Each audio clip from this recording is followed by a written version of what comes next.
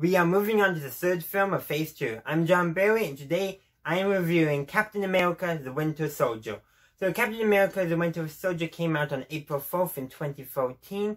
It was directed by Anthony and Joe Russo, so the Russo brothers. The screenwriters were Christopher Marcus and Stephen McFeely, and it was produced by Kevin Feige. So, Captain America: The Winter Soldier is actually, I would say, a very good film.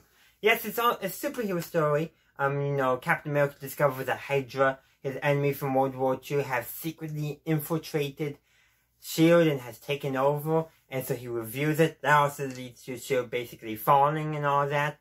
But it's a good, interesting story. It's basically a spy thriller too.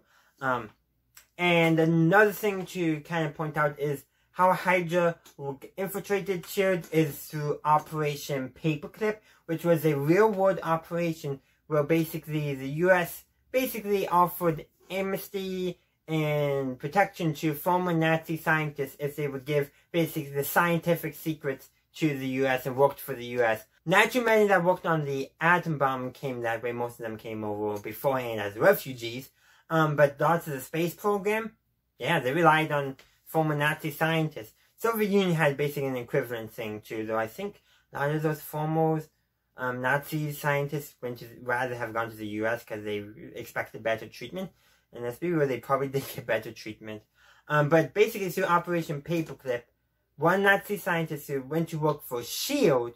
has infiltrated S.H.I.E.L.D. to its core and even built a computer algorithm based off of himself with all his memories housed in the former S.H.I.E.L.D. headquarters to run Hydra, and then sacrifices himself so that Hydra can continue to do whatever Hydra does. Take over the world, I guess. And actually, speaking of the former S.H.I.E.L.D. headquarters, it's at the same fort, the same U.S. Army fort, former as the point of in Captain America: The Winter Soldier, where Steve Rogers trained before he got the super soldier serum. And there was a flashback sequence to that as well. But, so we also know that Steve Rogers knows, Army regulations and figured out where S.H.I.E.L.D.'s headquarters there were because there was a bunker that was an ammunition bunker that was in the wrong place because of Army regulations. Pretty good. And also note, they visit that bunker again in Endgame, but when it's actually operating as S.H.I.E.L.D.'s, as a S.H.I.E.L.D. facility and headquarters. And there's you go through and you get touches of S.H.I.E.L.D. here and there, not touches, but things are basically remnants of S.H.I.E.L.D., including pictures of Agent Carter, Howard Stark, and also the general, or probably original Colonel, probably then general, who was in charge of S.H.I.E.L.D.'s predecessor. And then just kind of exploring kind of abandoned facilities a little bit. And then Captain America's like, why would there need to be a secret elevator in an already secret bunker? I'm just telling you, Captain America, when there are spies, they love those secrets, so I wasn't surprised with how spies do in the movies, I should say. Who knows about real life? I don't know anything about that. But Captain America: Winter Soldier, now when we get more about that kind of stuff, but it's also a warning of the security state. Because essentially, S.H.I.E.L.D.'s Project Insight, which is really just a way for Hydra to take control, is basically the security state on max. The idea is to eliminate threats before they become threats. You know how dangerous that is? That means basically, let's say that happened, and Trump was president of the MCU. I don't like Trump, by the way. I'm just going to say that. He's not a good person. We're not even going to get in policy reasons why I don't like him. He's just not a good person. But Trump, he would use Project Insight, to his own benefit. Hopefully, though, nothing like that actually exists, and I don't think so. But Captain America: The Winter Soldier, sure, this is the story of the Winter Soldier, but it's also, as I've been saying, a warning of the dangers of a security state. How you could indiscriminately eliminate anyone who could potentially be a threat.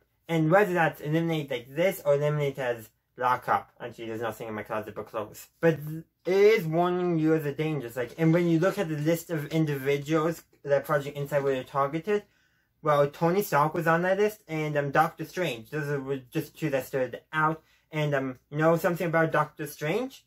He wasn't the Sorcerer Supreme yet. He was still a very skilled neurosurgeon at that point.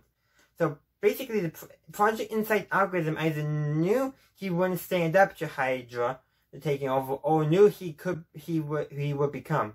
And that's like kind of scary. Why the security state is not a good idea. Mass advance is not a good idea because, one, nothing's ever set in stone, and I think too often proponents of a security state and mass advance don't realize things.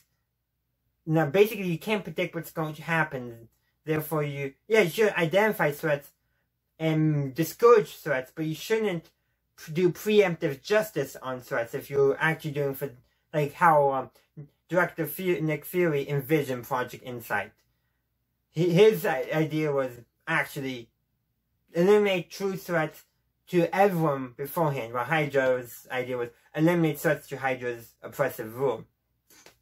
But it's actually kind of, like, Hydra is a scary organization as revealed in here. Even more scary when it was when it was the rogue Nazi science division as shown in the first Captain America, the First Avenger.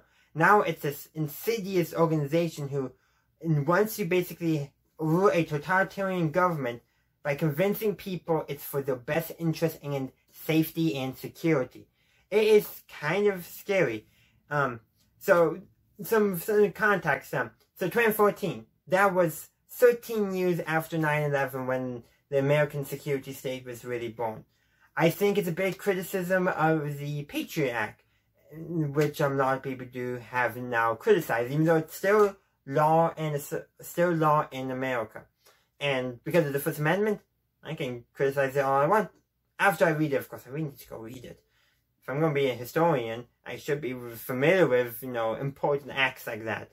But that's the Captain America the Winter Soldier does warn you about the security state and argues that the best way of dealing with security is to have individuals who will stand up to the bad guys when the bad guys are causing trouble. And in some ways that does actually make sense. It is a complex issue. I'm no national security expert, but just general safety and security expert. But the idea of a security state is kind of scary. I read 1984, which, in case you don't know, is a warning, not a textbook. Same thing with Machiavelli's The Prince. A warning, not a textbook. I feel like people use those two books too often as a rubric on how to be a authoritarian and run a security state rather than warnings on how to avoid them. Sorry, that's a little bit of my political thoughts showing through.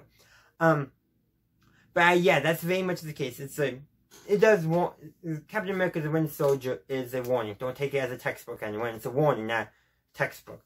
No, I guess textbook for something you're against will be a warning to you, obviously. But anyhow, let's actually talk about maybe a bit more of the Winter Soldier part of Captain America the Winter Soldier, who is revealed to be Steve's best friend from World War II, Bucky Barnes.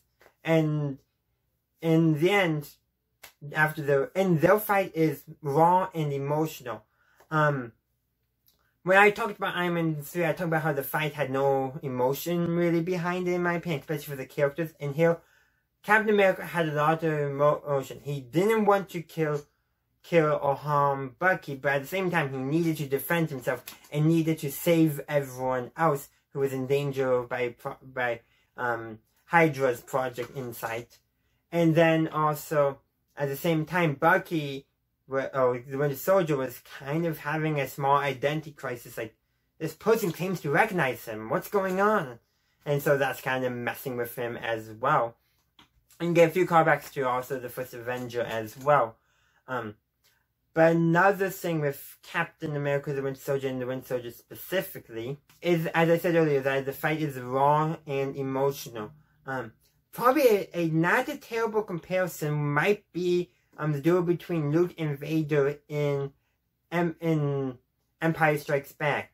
It's a raw and emotional fight. Very different fighting styles, of course, but it is kind of raw and emotional.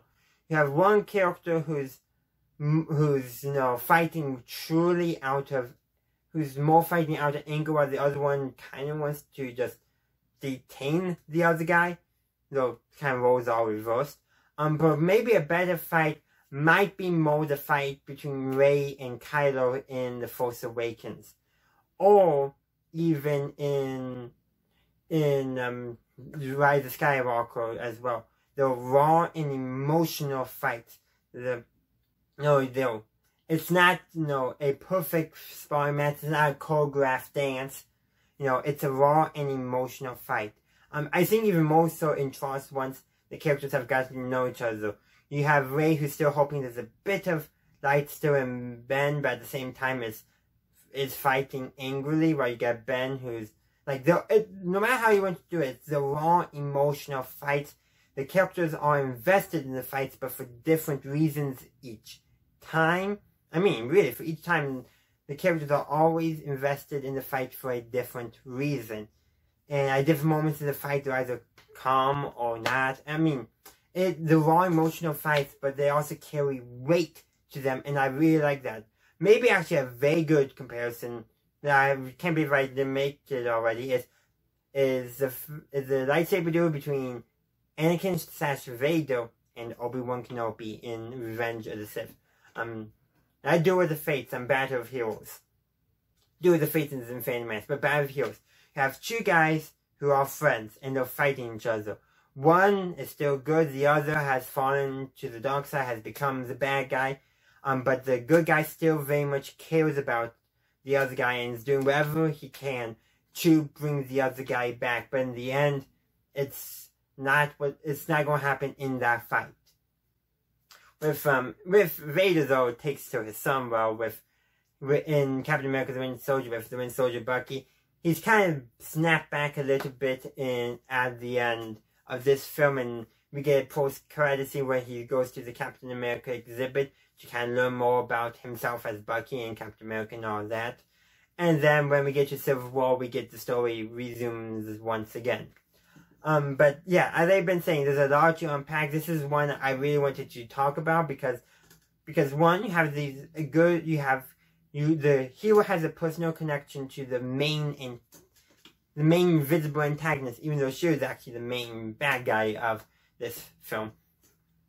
And well, Shield Hydra and all that stuff. And also at the beginning, wrong film. I'm getting my films mixed up. There's so many of them.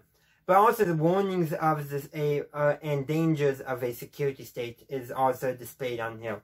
Some MCU films I think do a better job at others in telling a story.